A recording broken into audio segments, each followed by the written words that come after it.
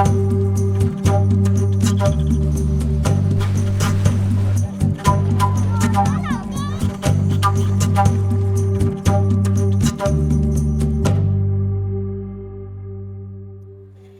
kawan Rakom, kembali lagi bersama saya Desliani, tentunya masih di podcast Swarimba, Suara Rimbang Baling.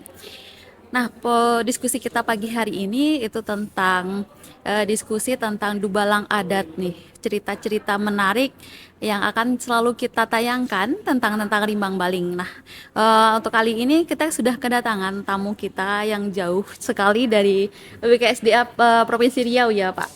Kita sudah kedatangan Pak Erwan.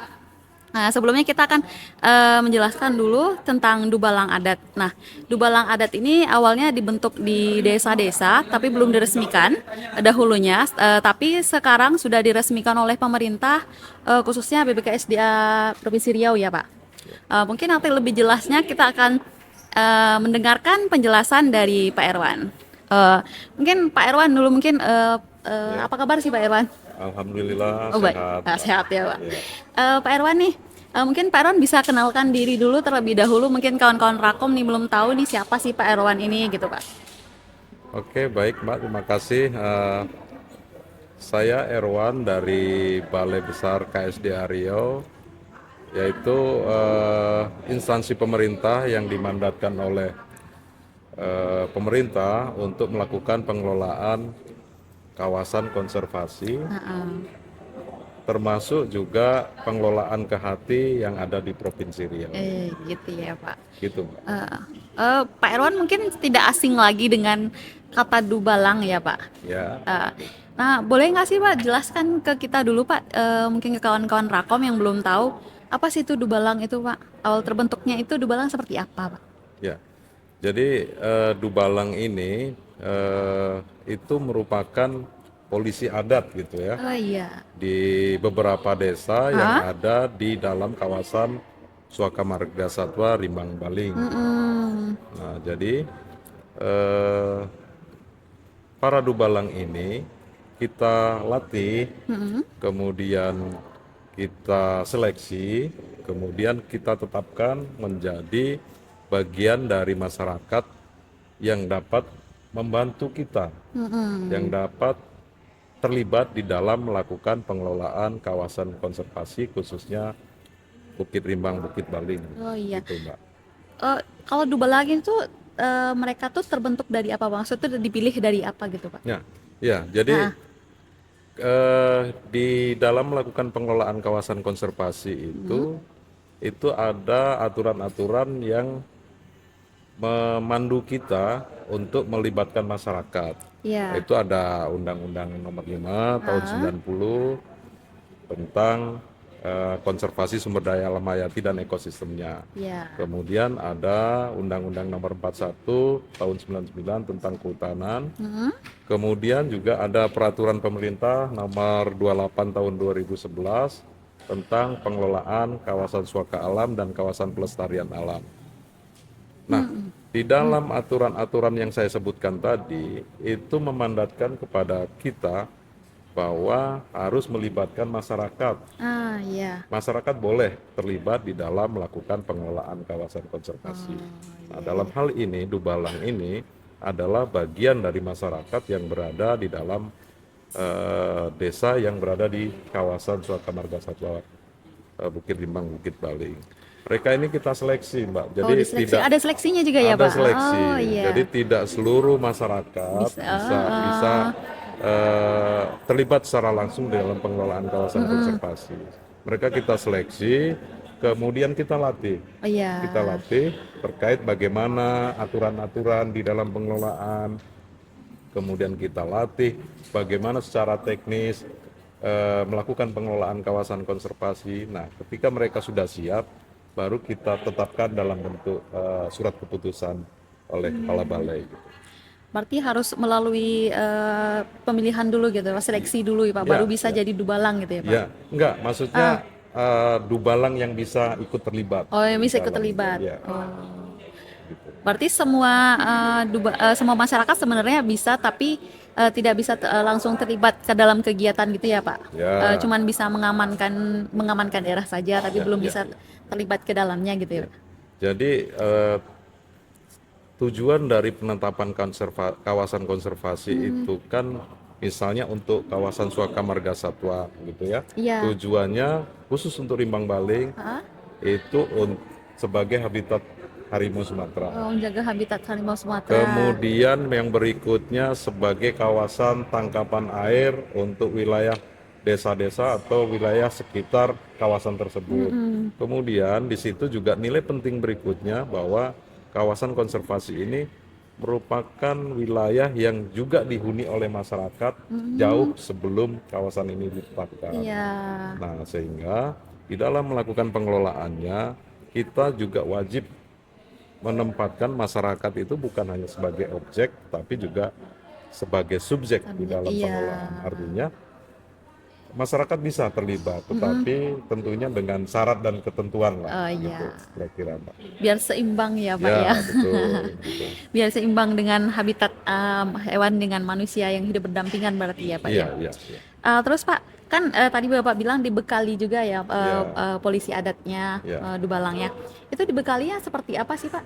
Nah, jadi di dalam melakukan pelatihan itu para dubalang yang sudah terseleksi tadi kita latih. Iya. Kita latih misalnya dalam hal melakukan membantu melakukan perlindungan. Heeh. Kita latih dalam melakukan patroli kawasan, Iya. kita latih dalam melakukan pengumpulan data-data uh, kehati yang ada di wilayah tersebut. Hmm. Nah, itu kita pilih, kita Iya. latih, kemudian baru bisa mereka terlibat di dalam melakukan kegiatan-kegiatan pengelolaan kawasan tersebut. Oh gitu ya Pak. Tapi kan sekarang kan sudah dilantik ya Pak. Ya, Tadi ya. itu berapa desa sih Pak yang Dubalangnya sudah dilantik Pak? Jadi kalau di dalam kawasan Rimbang Baling tersebut Ah. ada 9 desa. Oh iya. Nah, dari 9 desa itu kita lakukan seleksi, masing-masing desa itu ada tiga dubalang.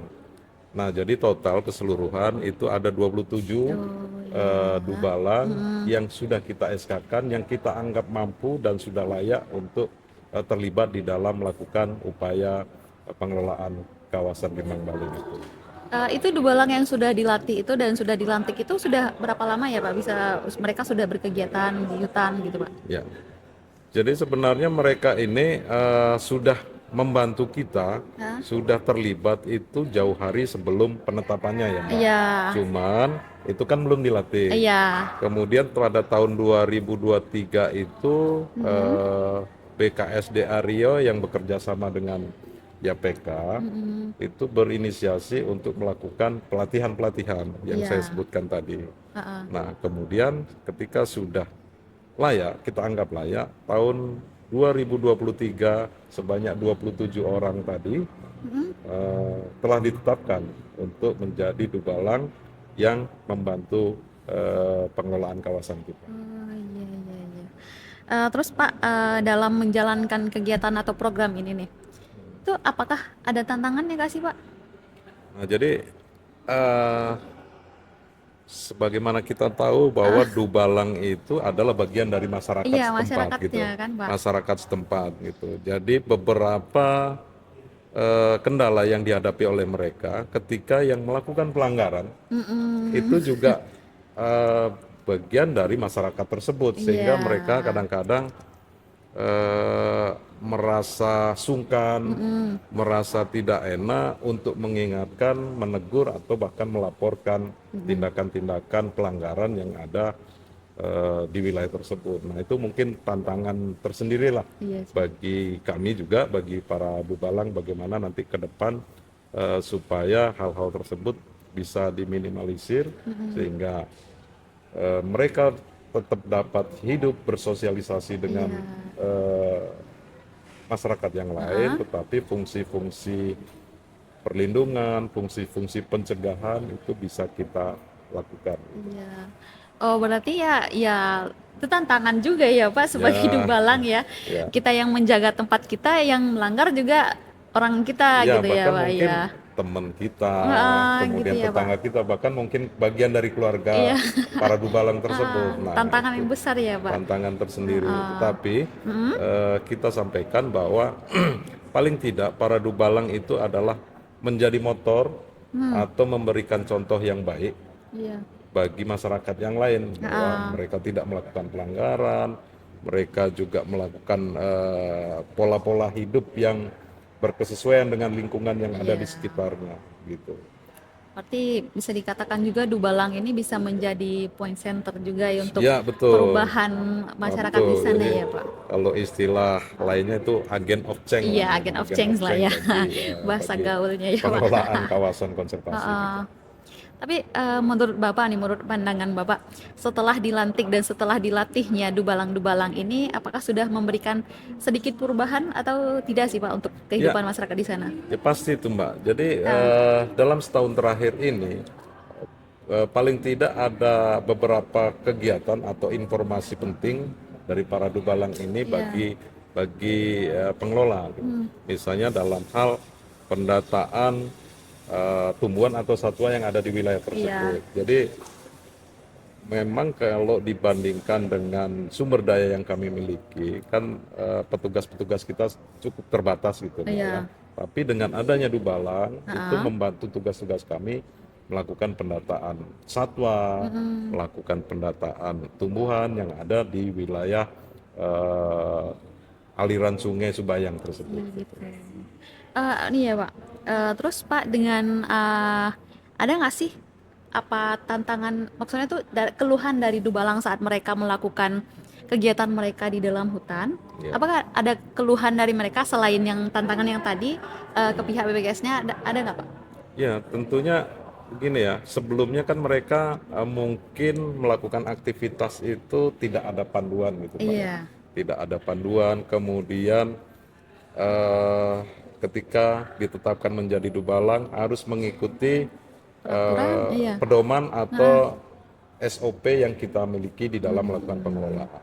Misalnya ketika melakukan pengambilan data tumbuhan atau data satwa, itu kita juga mengharuskan misalnya menggunakan teknologi. Oh iya, Misalnya pengambilan titik koordinat iya, itu kan bagi masyarakat awam perlu perlu usaha yang iya lebih, penyesuaian ya. yang sebelumnya mungkin mereka asing dengan katakanlah GPS, Iya, Global Position System itu. heeh, Nah, kita harus mewajibkan mereka melakukan itu. Nah, itu juga eh, tidak seluruh 27 yang sudah ditetapkan itu sudah menguasai semua gitu. Jadi itu pelan-pelan kita lakukan pendampingan juga, kemudian kita lakukan pembinaan juga terhadap mereka sehingga mereka mampu menguasai dan melaksanakan eh, membantu tugas-tugas kita dalam melakukan pengelolaan iya limbah menarik Bali sekali ya. tersebut. Mereka Iya. juga lebih belajar lebih luas berarti ya Pak Ya, ya. jadi mungkin itu hal-hal baru bagi mereka, Ah, tetapi eh, yang harus dilakukan kemudian supaya data yang mereka ambil, mereka laporkan itu tidak menjadi sia-sia, iya. gitu Mbak. Keren juga mereka bisa pakai GPS Ya, sekarang ya Pak. mungkin sekali-sekali Mbaknya perlu dicek lah Aduh, ke Dubalang, bagaimana? Tolong ambilkan posisi koordinat oh di iya, sini seperti apa, berapa itu. Saya yakin mereka udah mahir ya Pak. sudah cukup mampu lah untuk Oh iya. melakukan hal Nanti saya tersebut. coba deh Pak, saya tanya ke Dubalang-Dubalang yang ada di Ya, sana ya. Pak. Oh iya Pak. Terus apakah lintasan mereka pernah mengeluhkan, oh ini lintasan ini lebih sulit atau lebih berbahaya atau lebih seperti itu ada nggak Pak? Ya, jadi sebenarnya kalau dalam hal lingkungan, penguasaan lingkungan, saya pikir mereka lebih menguasai dibanding teman-teman kami Iya. di lapangan. Oh iya. Karena memang mereka basisnya masyarakat setempat gitu. Jadi untuk wilayah sekitar, wilayah di sekitar desa mereka itu eh, cukup familiar, cukup paham dan cukup menguasai medan yang ada di situ. Oh iya, karena mereka hidup di sana ya Pak, Ya, sudah berulang hidup kali di lah sana masuk gitu. keluar masuk hutan Ya, berarti ya Pak. Berarti kalau untuk lintasan itu tidak ada keluhan ya Pak? Sejauh ini bagi mereka tidak ada keluhan Iya. gitu. Karena mungkin bagi mereka jalur mereka Iya, ini. jalur mereka, aktivitas mereka hari-hari memang di Iya. wilayah itu gitu. Jadi saya pikir sejauh ini mereka tidak ada keluhan terkait hal tersebut gitu. Terus kapan sih Pak itu waktu mereka masuk ke lapangan itu kapan Pak? Jadi harapannya ketika teman-teman kami melakukan kegiatan, Hah? mereka juga dapat terlibat.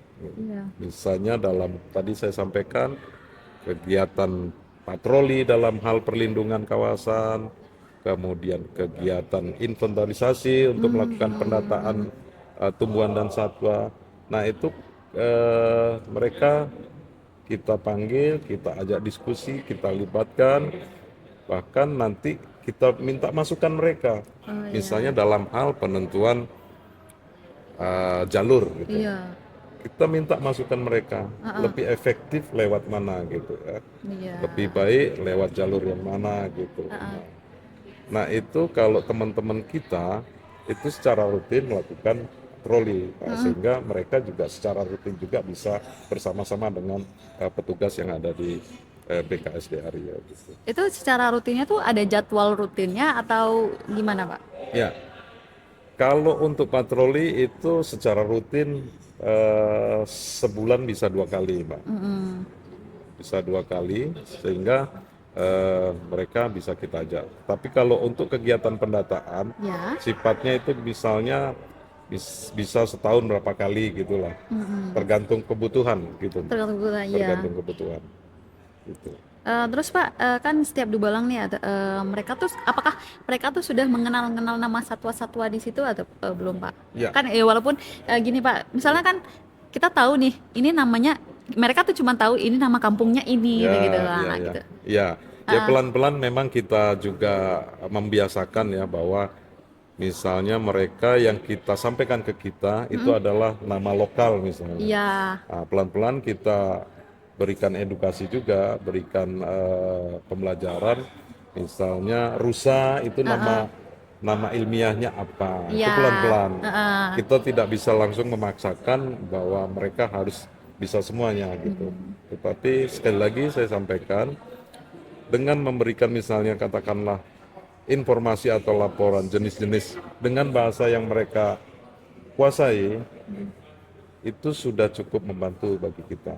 Gitu. Iya gitu ya Pak. Berarti mereka menyampaikan informasi itu mentah dulu, baru nanti disampaikan ke itu Ya, gitu, ke ada BKSD ya. ada mekanisme Oh iya pelaporannya. gitu gitu. Jadi mereka menyampaikan, kemudian teman-teman kita melakukan verifikasi dan validasi, bahkan mungkin konfirmasi. Ketika misalnya ada bahasa lokal yang teman-teman petugas tidak pahami, lakukan konfirmasi langsung. Ini Iya. maksudnya jenis apa atau binatang apa atau tumbuhan apa. Kemudian setelah setelah diyakini bahwa jenis itu yang dimaksud, baru kita lakukan pendataan dan kita sampaikan pelaporannya secara berjenjang sampai ke kantor balai gitu Mbak. Kan kita tahu juga ya Pak, misalnya aku tuh di daerah sana tuh kan itu manusia tuh hidup berdampingan dengan alamnya gitu ya Ya, Pak. Itu kan kawasan konservasi. Apakah ada keluhan nggak sih Pak dari masyarakat sana tentang tentang apa mereka konservasi dengan alam ini, apakah ada cekcok dengan binatangnya atau bagaimananya, apakah ada di situ Pak? ya. Kalau mereka ini kan bukan setahun 2 tahun ya tinggal Ah, tinggal di wilayah tersebut. Nah, mereka sudah bertahun-tahun, puluhan tahun, bahkan mungkin ratusan tahun gitu iya. dari nenek moyang mereka. Ah, Nah, saya pikir adaptasi mereka terhadap lingkungan sudah cukup baik sejauh ini, sehingga keluhan gangguan, keluhan ancaman itu terhadap satwa liar misalnya, iya, saya pikir mereka sudah adaptif lah terhadap iya. lingkungan tersebut gitu. Berarti belum ada sampai sejauh ini belum ada kasus yang seperti itu ya Pak? Sejauh ini Semoga tidak tidak ada, ada, semoga tidak semoga ada tidak pernah gitu ada. ya. Selama itu tadi mereka bisa Heeh. misalnya menjaga kearifan lokal Iya, yang diwariskan oleh leluhur mereka di situ, misalnya tidak melakukan perburuan, iya. kemudian tidak melakukan pengerusakan hutan, saya pikir apa Bisa lingkungan juga akan berdampingan lah ramah ya. terhadap kehidupan masyarakat di wilayah tersebut. Ya kalau Begitu, kita Mbak. jaga hutan, pasti hutan juga menjaga Ya, kita ya gitu benar, ya, Pak. Mbak. Terus yang terakhir sih, Pak. Pesan-pesan dan harapan Bapak untuk Dubalang atau untuk masyarakat di sekitaran kawasan itu apa, Pak? Ya. Jadi mungkin pesan kami terhadap masyarakat yang ada di wilayah tersebut, termasuk Dubalang, bahwa eh, kearifan-kearifan yang diwariskan oleh leluhur kita, terutama yang ada di wilayah setempat, itu sudah cukup baik dan terbukti sejauh ini tidak ada masalah, sehingga hal-hal positif itu perlu terus dilestarikan, Iya. termasuk